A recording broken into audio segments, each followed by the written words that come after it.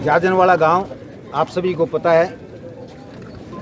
इस गांव का एक सपूत जो भारतीय सेना में 2015 में भर्ती हुआ था, जिसका नाम है अमर बलिदानी प्रदीप कमांडो। यह 2015 में आर्मर्ड 63 कैवेलरी के अंदर गया था। 2 साल नौकरी करने के बाद पीटी कोर्स और कमांडो कोर्स किया और उसके बाद 2017 में ये फर्स्ट पैरा एसएफ जिसको बोलते स्पेशल फोर्स, उसके अंदर पोस्टिंग चला गया और 2020 में इसकी शादी हुई है। 2022 में इसकी शादी हुई है और 3 महीने की इसकी जो पत्नी है वो पेट से है, मतलब प्रेग्नेंट है, गर्भवती है। और आपको पता है 2 दिन पहले ही श्रीनगर के अंदर जम्मू एंड कश्मीर में कुलगाम एक जगह है जहां पर उग्रवादियों के साथ हमारी सेना की मुठभेड़ चल रही थी। उसी दौरान 4 आतंकवादी मारे गए और हमारे भारतीय सेना के 2 जवान अपनी मातृभूमि की रक्षा करते हुए उन उग्रवादियों को कंट्रोल में करते हुए, उनको ख़त्म करते हुए अपने सर्वोच्च जीवन का जो उन्होंने बलिदान दिया। और आज जाजनवाड़ा गांव में अमर बलिदानी प्रदीप नैन कमांडो के अंतिम संस्कार में जो आप सभी गांववासी, आसपास के गांववासी, सभी पूर्व सैनिक और जितने भी यहाँ जो भी जिस भी चाहे कोई राजनीति से, चाहे प्रशासनिक या कोई सैनिक संगठन यहाँ पधारे हैं, आप लोगों ने बहुत ही शांति प्रिय एक संदेश दिया है। और इतनी भीड़ को देखते हुए और आपने जो अमर बलिदानी प्रदीप नैन को जो श्रद्धा सुमन अर्पित कर श्रद्धांजलि दी है, इसके लिए मैं समस्त जो इस अंतिम यात्रा में शामिल हुए, पार्थिव शरीर को अंतिम यात्रा में शामिल होकर जो सलामी दी है, जो श्रद्धांजलि दी है, जिन्हें पुष्प अर्पित किए हैं, सभी का तहे दिल से धन्यवाद करता हूं। और सभी मीडिया कर्मियों का मैं धन्यवाद करता हूं। और आप लोग कुछ इसके अंदर ऐसा मसाला मिलाइए, जो लोग यहाँ आते हैं फ़ोटो खिंचवा के चले जाते हैं एक बार शहीद के नाम से, उसके बाद शहीद के परिवार की कोई देखभाल नहीं करता है, उनके साथ खड़ा नहीं होता है। जितने भी भारत के अंदर या हरियाणा के अंदर जो संगठन हैं, वही ऐसे हैं जो शहीद परिवारों के लिए लड़ते हैं, उनकी मदद के लिए उनके साथ खड़े होते हैं। सर, परिवार के बारे में क्या कुछ कहना चाहोगे? देखिए, परिवार आपको पता ही है, ये अपने माता पिता का इकलौता पुत्र था। जी। हम हरियाणा सरकार से और केंद्र सरकार से एक मांग करते हैं कि प्रदीप नैन जो कमांडो हमारे अमर बलिदानी हैं, उनके परिवार से उनकी बहन को उनकी जगह नौकरी दी जाए और ये हम दिलवाएंगे। और प्रशासन की ये जिम्मेवारी भी बनती है, केंद्र सरकार की भी जिम्मेवारी बनती है कि उसके परिवार से एक सदस्य को नौकरी दी जाए, जो जिस काबिल होगा उसी आधार पर उसको नौकरी दी जाएगी। सर, ऐसा क्या है कि सरकार शहीदों को मान सम्मान क्यों नहीं दे रही, उनके परिवार की तरफ ध्यान क्यों दे रही? देखिए, सरकार बहुत मान सम्मान देती है, हम इस चीज़ के लिए नहीं बोल सकते सरकार मान सम्मान नहीं देती है। हाँ, ऐसे मौके के ऊपर जब आते हैं, उनको शुरू से लेकर आखिरी तक रहना चाहिए, परिवार के साथ 2 मिनट बात करनी चाहिए, उनको सांत्वना देनी चाहिए। लेकिन ये क्या करते हैं, चाहे वो राजनीतिक है चाहे प्रशासनिक है, यहाँ आते हैं, पुष्प अर्पित किए, श्रद्धांजलि दी, एक फ़ोटो खिंचवाया, अपनी शक्ल दिखा के फिर चले जाते हैं। इस बात का दुख है। सरकार से हम लड़ाई लड़ते हैं। अगर कोई ऐसी बात होती है, हम जैसे किसी का बच्चा नहीं है या पत्नी नहीं है, अगर किसी की बेटी है या कोई दिव्यांग बच्चा, हम उसकी भी पेंशन करवाने में लगे हुए हैं। तो ऐसे परिवारों के लिए सरकार बहुत कुछ करती है, लेकिन जो प्रशासनिक अधिकारी हैं वो आंखें मूंद के सोए हुए हैं, उनकी आत्मा को जगाना पड़ता है। सर, एक बात और पूछना चाहेंगे, जो अग्निवीर की पिक्चर डेथ हुई थी, उसको मतलब ये कोई स्टाफ वाले नहीं देने आए, वैसे नहीं घर परिवार वाले देने आए? देखिए, अग्निवीर की हमारी बहुत लंबी लड़ाई चल रही है। आप लोगों को पता होगा 23 मार्च 2020 के अंदर आपने देखा था, जींद के अंदर एक हमने बहुत बड़ी सभा बुलाई थी। हरियाणा, पंजाब, राजस्थान, दिल्ली, उत्तर प्रदेश, जितने भी किसान संगठन थे और सेना के संगठन थे, उनको सबको जींद के अंदर जाट धर्मशाला में एक मीटिंग की थी अग्निवीर योजना के लिए कि कोई भी इसके अंदर रजिस्ट्रेशन ना करवाए। लेकिन बेरोजगारी इतनी है, कोई हमारी युवा सुन नहीं पाया उस टाइम और उन्होंने रजिस्ट्रेशन शुरू करवा दिया 24 तारीख से ही।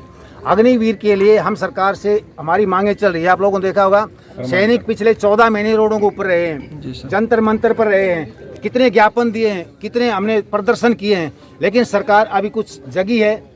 हो सकता है 7 साल या 10 साल करे, रेगुलर और उनको घर पे नहीं भेजा जाएगा। 70% रेगुलर होंगे और जो 30% बचेंगे पैरामिलिट्री जो फोर्स हैं, बीएसएफ हो गया, सीआरपीएफ हो गया, सीआईएसएफ हो गया, उनको वहीं पे एडजस्ट कर दिया जाएगा कि उनको एक ट्रेन सोल्जर मिल जाते हैं, कोई खर्चा नहीं होता है फालतू का।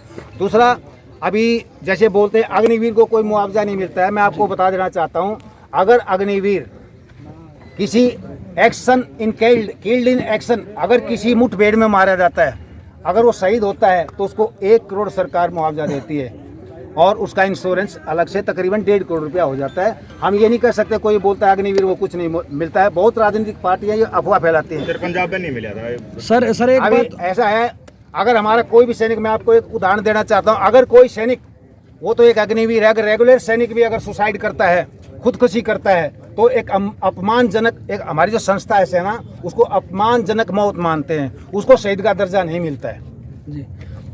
अग्निवीर को तो मतलब पैसे बोल रहे हो, पैसे मिल जाए उसको, अग्निवीर को मतलब जो सम्मान मिलना चाहिए उसको शहीद का दर्जा क्यों नहीं दिया जाए, उसके बारे में अभी ये हमने बोला ना, अभी आपको 23 तारीख से और जो 31 तारीख तक बजट चल रहा है जी, केंद्रीय बजट, जो सामाजिक बजट, उसके अंदर बहुत सी घोषणाएं आपको देखने को मिलेगी और 23 तारीख से शुरू हो जाएंगे घोषणा।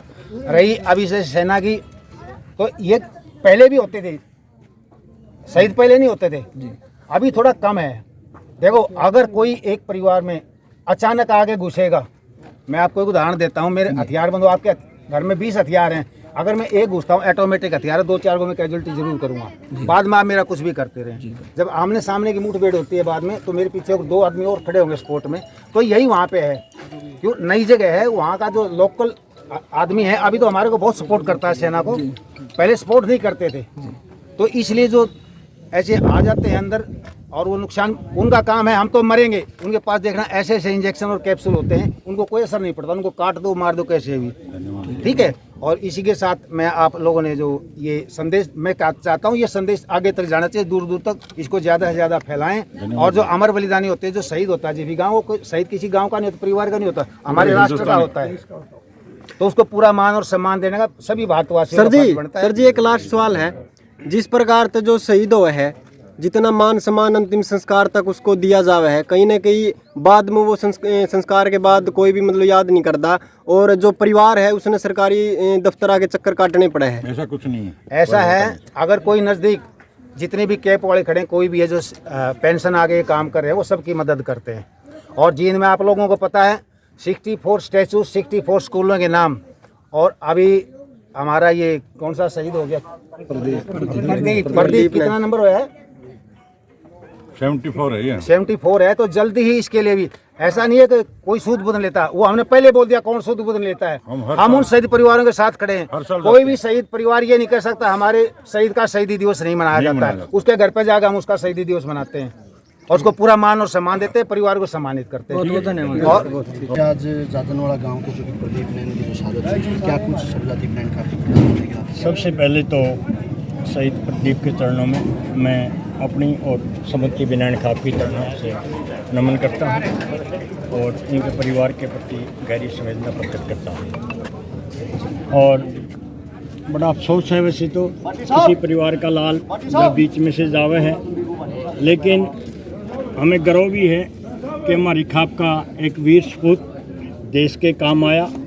हम हरियाणा सरकार और भारत सरकार से मांग करते हैं कि इनके परिवार को दोनों अपने अपने स्तर पर ज़्यादा से ज़्यादा मुआवजा दिया जाए और गांव जादनवाड़ा में शहीद की स्मृति में कोई इंस्टीट्यूशन स्थापित किया जाए। बताया जा रहा है कि खाप का पहला ऐसा शहीद है जो कि मुठभेड़ के दौरान शहीद हुए हैं। हाँ, जहाँ तक हमने सुना है 1971 की लड़ाई के बाद, शहीद मंजीत के बाद भाई प्रदीप ने बिनान खाप में पहला शहीद है जिसने अपनी शहादत दी है।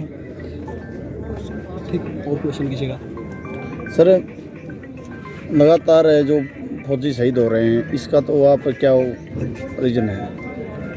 देखिए, जम्मू कश्मीर की हालत ऐसे है और वहाँ चुनाव नज़दीक आने लग रहे हैं, पब्लिसिटी के लिए उग्रवाद थोड़ा बढ़ रहा है, लेकिन भारत सरकार से हम मांग कर रहे हैं कि वो देखते ही गोली मारने का आदेश दें। और एक बात और भी है ना, वहाँ पहचान करना मुश्किल है कि ये टेररिस्ट है या आम आदमी है। बड़ी दिक्कत है, लेकिन इलेक्शन करके इसका थोड़ा ज़्यादा बढ़ रही है। सर जब तक आर्मी अग्निवीर में बदली है बहुत से बदलाव हुए हैं और आर्मी तय मतलब कि रुझावा कम हो गया। अग्निवीर में मतलब जड़ा 100 बालक दौड़ा कर दौड़ा 5-5 बालक गाँव के होने लग गए। हम भी अग्निवीर योजना के खिलाफ हैं और सरकार से मांग कर रहे हैं कि इसको ख़त्म करके जो पहले वाला पैटर्न है वो लागू किया। बहुत